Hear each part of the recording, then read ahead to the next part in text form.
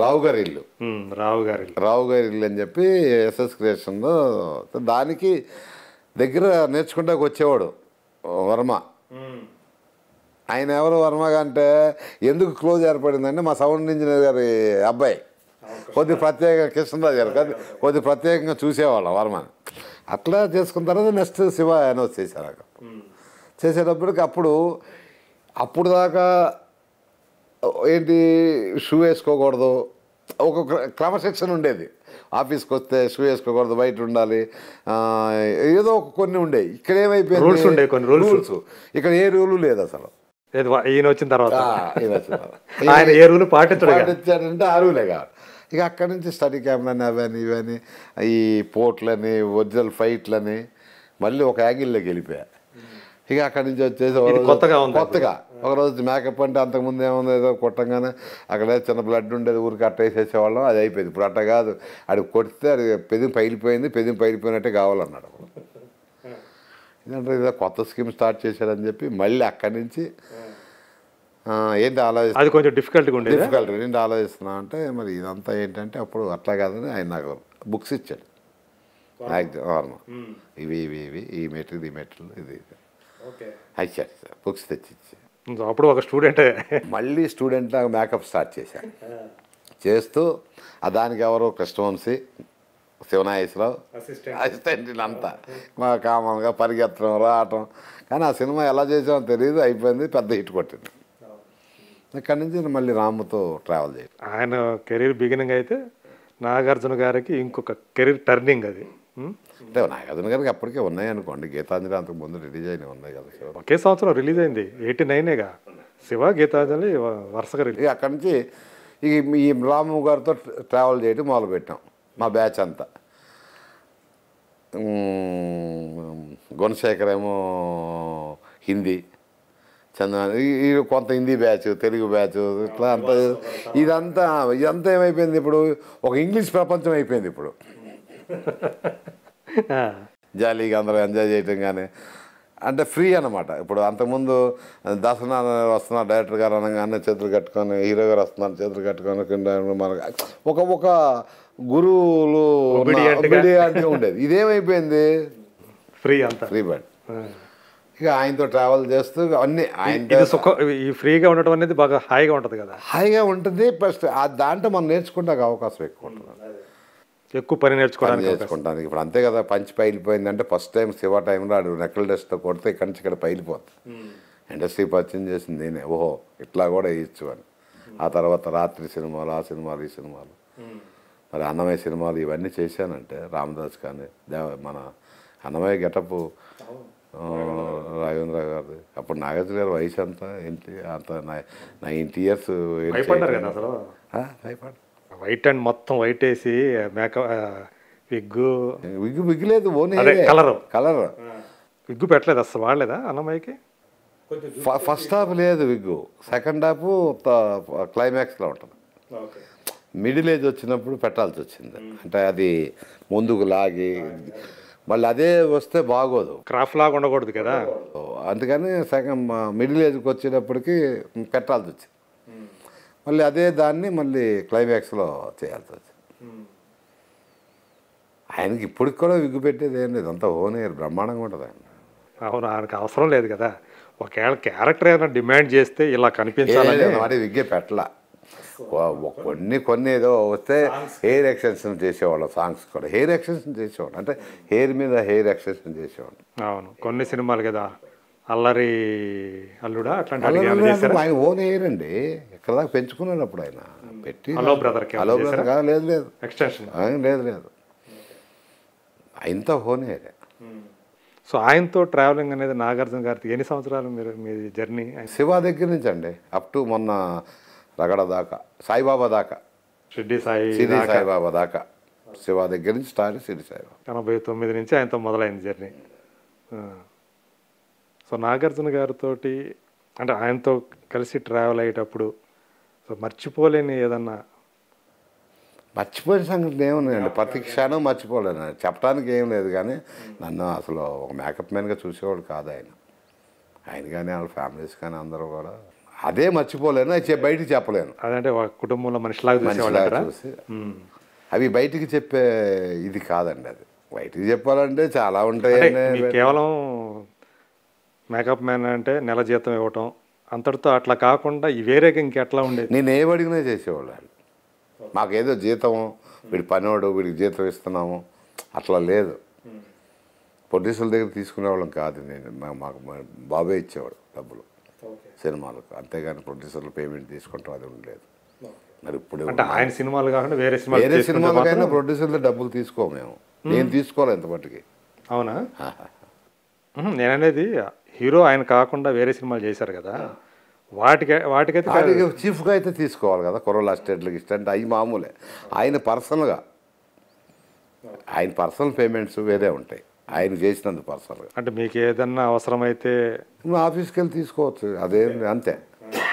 ఆఫీస్కి వెళ్ళి డబ్బులు ఉంటే తీసుకున్నాం. ఏంటి ఆ టైంలో మీకు ఏ లోటు, ఏ లోటు, ఫైనాన్షియల్ ఏ లోటు ఏ లోటు, ఏ లోటు ఫైనాన్స్ లేదు. అది అబద్ధం, మనం చెప్పకూడదు. అసలు బాగా చూసుకున్నాం, ఏది కావాలన్నా బ్రహ్మాండం. వాళ్ళ పిల్లలు ఇద్దరికి మేకప్ వేసారా?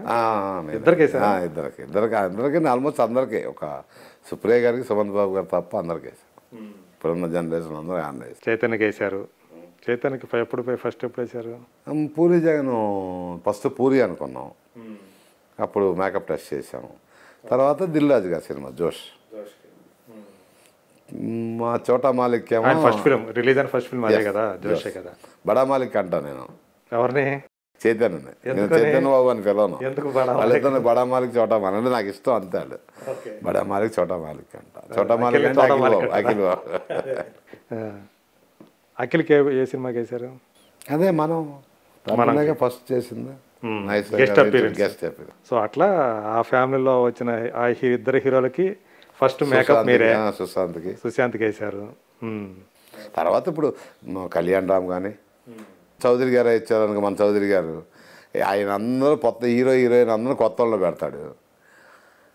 అప్పుడు రాగానే సెంటిమెంట్ చంద్రరావు ఉండాలి, చంద్రరావు వచ్చి వాళ్ళకి మేకప్ వేస్తే నా సినిమా హిట్ అవుద్ది, వాళ్ళు పైకి వస్తారు. అట్లా చౌదరి చేసి దేవదాసి రామ్ కళ్యాణ్ ఇద్దరు చేశాను. అట్లాగే హరికృష్ణకి కూడా సీతారామరాజు నాతోనే వేయించాడు. నాగార్జున గారి అది సీతారామరాజు ఉంది కదా, దానికి ఇలియాని ఏంటి, జెనీలి ఏంటి, భూమిక ఏంటి, అంటే వీళ్ళ ఫస్ట్ ఫిల్మ్ ఫస్ట్ శ్రేయ ఏంటి అని. తర్వాత చాలామంది అండి, రామ్కి ఏంటి. నాగార్జున గారికి అంతకాలం చేశారు కదా, అంటే ఏ టైంలో మీరు ఇంకా ఆయన నుంచి బయటకు వచ్చారు? అంటే బయటకు వచ్చారు అనుకోవచ్చా, లేకపోతే ఇంకా బయటకు వచ్చాను అనుకున్నాం కాదండి. అది ఒక చిన్న మిస్లీడ్ అయిందండి. అది మా మదర్కి చెప్పాను ఆల్రెడీ మొన్న కూడా, ప్రభు దాంట్లోనూ ఆవిడకి ఏజ్ ఎక్కువైపోయి మనస్థిమితం ఉండేది కాదు మా మదర్కి, అమ్మకి. సో అమ్మ నా దగ్గరే ఉండేది. సో ఆవిడకి ఏం చేయాలని నేను ఒకసారి తలుపులో బయటకు వచ్చేసి చాలా విపత్సం చేస్తున్నప్పుడు ఇట్లా ఉండేది కాదు నాకు. కొద్దిగా మదర్ డిస్టర్బెన్స్గా ఉండేది. అక్కడేమో ఆయన మీద ఏం జరుగుద్దో ఏమి ఏక కూడా వాళ్ళని ఇచ్చేవాడు కదా, అంత పర్ఫెక్ట్గా చూసుకునేవాడు. సో ఏంటంటే అటు ఇటుగా నాకు ఏదో డిస్టర్బ్ అయ్యాను బాగా. అది నాకు ఎందుకు డిస్టర్బ్ అయింది తెలీదు. అంటే రెండు మేనేజ్ చేయడం కష్టం అయిపోయింది ఇంట్లోనూ. ఇప్పుడు అలాంటి టైంలో నేను షిరిడి సాయిబాబాకి బాదామి వెళ్ళాం. బాదామి వెళ్ళినప్పుడు రాత్రి ఒక 10ంటికో ఇప్పుడు ఫోన్ వచ్చింది, ఇట్లా అమ్మ చాలా సీరియస్ చేస్తుంది అది ఇది. ఈయన లేచి చెప్పడానికి లేదు అంటే దానికి మనం ఎలా ఉంటాం, మా 8:30 దాటిందో తెలుసు కదా. సరే కారు వేసుకుని ఆయన చెప్పకుండా వచ్చేసా, అమ్మ కోసం. బాదామి నుంచి హైదరాబాద్కి వచ్చేసారు. వచ్చిన తర్వాత ఇక్కడ ఇదంతా చూసుకుంటా చేస్తూ ఉంటే అక్కడ ఆయనకి మిస్లీడ్ వచ్చింది, చెప్పకుండా వెళ్ళిపోయాడు. రాత్రిపూట ఏమైనా అయితే ఎవరు రెస్పాన్సిబుల్, ఆయన మా పాయింట్ ఆఫ్ వ్యూ ఆయన ఆలోచించాడు. ఆ గ్యాప్ కలవలేకపోయాను నేను ఇంకా ఆయనతో. అంత ర్యాంప్ మీరు అప్పుడు చెప్పబెట్టుకుని వచ్చినప్పుడు మరి ఆయన ఎవరు చూసుకున్నారు? అది నా తప్పుగా ఇంకో కుర్రోడు పెట్టే వచ్చాను. బట్ అది మనం చేసిన తప్పుని ఆయనతో ఆ ర్యాంప్ మెయింటైన్ చేయలేకపోయాను. కమ్యూనికేషన్ గ్యాప్ వచ్చేసింది. వచ్చింది, చేసిన తప్పు అని నాకు తెలుసు. అది నాకు ఉన్న సెంటిమెంట్ ఏంటంటే, సెంటిమెంట్ కూడా కాదు, నాకు ఏదన్నా ఇప్పుడు మనిషి చూస్తే చాలా రఫ్గా ఇట్లా ఉన్నాను అనుకుంటారు, కానీ చాలా సున్నితమైన ఇది. ఒక వ్యక్తితో కలవాలి అనుకున్నప్పుడు ఆ వ్యక్తికి నాకు పర్ఫెక్ట్ ఇది ఉంటేనే కలవగలుగుతాను. ఏమాత్రం తేడా వచ్చినా అటు ఇటు కలవలేను నేను, అంటే ఫ్రీగా ఉండలేను. అది మరి న్యాచురల్గా నాకు అలా వచ్చేసి, సో ఆ గ్యాప్ మెయింటైన్ అయినప్పటికీ ఇవ్వలేకపోయా. ఆయనేమో నన్ను అనలేదు, కానీ నేనే ఇక లాభం లేదులే, మనం అంత ద్రోహం చేసినప్పుడు ద్రోహం చేశారని మీరు రియలైజ్ అయ్యి అంత ద్రోహం చేసే వ్యక్తిని మనం చేయటం కరెక్ట్ కాదని తప్పుకున్నా. This is fact. బట్ ఇప్పుడు మీరే చెప్పారు ఆయనకి? నేను చెప్పాను. అంటే ఇంట్లో పరిస్థితులు ఏం మరి చెప్పలేదు ఆయనకి, ఇది పరిస్థితి అని ఎందుకు చెప్పలేకపోయారు మీరు? అర్థం చేసుకుని ఉండేవాళ్ళు కదా, అంటే మీ ఇంట్లో సంగతి ఆయనకి తెలియకుండా ఉండదు కదా?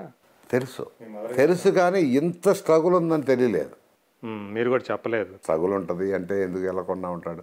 బట్ ఆయన అనేది ఏంటంటే వదిలేసి వెళ్ళిపోయడానికి రీజన్ కూడా, రాత్రి 10ంటికి బాదామి ఎక్కడ బాదామి అండి, నైట్ కారు వేసుకుని వచ్చేస్తే మధ్యలో యాక్సిడెంట్ అయితే ఏంటి పరిస్థితి? కొంత తెల్లారి ఆగానే వెళ్ళొచ్చు కదా. అతి మీరులో ఉన్నాం, వెళ్ళిపోయామండి, ఇంకా అంతకంటే ఏం చెప్పాలి, రాత్రి వెళ్ళాం అంతే. ఆ తర్వాత కూడా ఎప్పుడు చెప్పలేదా? ఇంకా నేను చెప్పలేదండి. ఆ కమ్యూనికేషన్ గ్యాప్ వచ్చేసింది అన్నాను కదా, ఫేస్ టు ఫేస్ నేను చూడలేకపోయాను అంతే. ఎందుకంటే ఆయన్ని నేను ఏదున్నా ధైర్యంగా ఎదిరించేవాడిని, మీ అందరూ తెలుసు, మా మీద చెప్పేసాను. అక్కడి నుంచి ఇక్కడికి వచ్చేటప్పుడు చెప్పలేకపోతున్నాను నేను, ఎందుకంటే మనసులో మీరు తప్పు చేశారనే ఫీలింగ్ ఉంది మీకు. సో ఆయన చెప్పలేకపోతున్నాను, అది కంటిన్యూ చేయటం. ఇప్పుడు మళ్ళీ మాట్లాడతారు, చేస్తూ ఉంటారు. మన మధుమోత్సవం చేస్తున్నప్పుడు కూడా ఇల్లు అడిగాను, సినిమా చేస్తున్నాను, జాగ్రత్త కొడుకు, బిజినెస్ చూసుకోయాను, అన్నీ ఉంటాయి. నా అన్నిటికీ వస్తారు. బాబు వచ్చాడు, చైతన్య బాబు బడమాలికి వచ్చాడు, ఓపెనింగ్ చోటమాలికి వస్తాడు. ఇప్పటికీ అదేం ఉండదండి వాళ్ళకి, అదేం ఉండదు. సో నాగార్జున గారితో కలిసి పనిచేసినప్పుడు మీరు గమనించినటువంటి ఆయన, అంటే ఆయన మంచితనం ఏంటి అసలు? అంతా నా వాడు అనుకుంటే ఎంత దూరం వెళ్తాడు, అదే మంచితనం. అది డబ్బు అవ్వచ్చు, ఏదన్నా అవ్వచ్చు, వాడు నా మనిషి అనుకుంటే ఆ మనిషి గురించి ఎంత దూరం వెళ్తాడు. మీరు నాగేశ్వరరావుని చూశారు, నాగార్జున గారిని చూశారు, వాళ్ళ పిల్లలను చూశారు, 3 తరాల హీరోలకి మీరు మేకప్ వేశారు. సో నాగార్జున గారి నుంచి నాగేశ్వరరావు గారి నుంచి నాగార్జున గారికి వచ్చినటువంటి మంచి గుణం ఏదైనా ఉందా? అట్లా నాగేశ్వరరావు గారి దగ్గర ఉన్న గుణం అన్నీ నాగార్జున గారికి వచ్చినాయి అంటే వెంకట గారికి లేవని చెప్పమంటారు. నాకు నేను వెంకట గారి గురించి అసలు ఆ టాపిక్ తీసుకురాలేదుగా. ఇప్పుడు ఎవరి మెంటాలిటీ వాళ్ళే. ఇప్పుడు ఒకళ్ళు డిఫరెన్సెస్ ఏమైనా ఉన్నాయి ఇద్దరికి? ఏమి ఉండవండి అసలు, ఫ్యామిలీలో ఏముండవండి. సండే వచ్చిందంటే శుభ్రంగా అందరు ఫ్యామిలీ వెళ్తారు, కూర్చుంటారు, మాట్లాడతారు, వాళ్ళంతా ఫ్యామిలీ భోజనం చేస్తారు, ఆడపిల్లలైనా మగపిల్లలైనా డిఫరెన్స్ ఏమి ఉండవు. అట్లాగే వాళ్ళు కూడా డిఫరెన్స్ చూపించరు. అంటే నేను ఏదంటే ఏఎన్ఆర్ గారిలో ఇది లేదు, ఇది ఈయనలో ఉంది. నాగార్జున గారిలో ఉన్నాయి, అన్నీ ఉన్నాయండి. నాగార్జున గారు అలాగే వచ్చినాయి. ఫాదర్ దగ్గర నుంచి ఏమన్నాయో ఆ కొడుకు కూడా పరుచుకున్నాడు. నాగేశ్వరరావు గారు చూడరు చేయరు అని ఎవరు లేరు. నాగేశ్వరరావు గారు కూడా డ్రైవర్లు కానీ వాళ్ళకి కానీ వీళ్ళకి కానీ బ్రహ్మాండం చూశారు. తెలియదు ఆయనది. అప్పుడంటే ఈ చేత్తో ఇస్తే ఫోటోలు లేవు, పేపర్లో ఏమీ లేవు, ఎవరికి చెప్పినా ఏం లేదు. ఆయన చేయకుండా ఎలా ఉంటారు? కాకపోతే ఏంటంటే స్టూడియోలు అంటే కొంచెం ఆన్లైన్లో అదిలిస్తూ కనబడుతుంటారు కదండి. ఇప్పుడు అదిలిస్తూ అంటే ఏం ఏమి అదిలిస్తుంది? ఎవడన్నా యజమాని ఎవడ అదిలించకుండా ఉంటాడు. కాదు, ఆయన ఏంటంటే చాలా ఎక్కడైనా వస్తువు ఒక జరిగినట్టు కనిపించిన అవునండి, తేడా వచ్చినామని తేడా వస్తే అమ్మటే అడుగుతాడు. తప్పేం కాదు కదా. ఇప్పుడు నాగార్జున గారి దగ్గర కూడా ఏదైనా తేడా వస్తే అట్లాగే అడుగుతాడు ఆయన. ఏదైనా తేడా వస్తే ఎవరైనా అడుగుతారు కదండి. వాళ్ళిద్దరు అన్నదమ్ముల అనుబంధం ఎలా ఉండేది? వెంకట్ గాను ఇప్పటికీ బాగుంటారు. అదే వాళ్ళు అంటే అసలు ఏమి ఉండదండి, ఫ్యామిలీ చక్కగా ఉంటారు వాళ్ళంతా.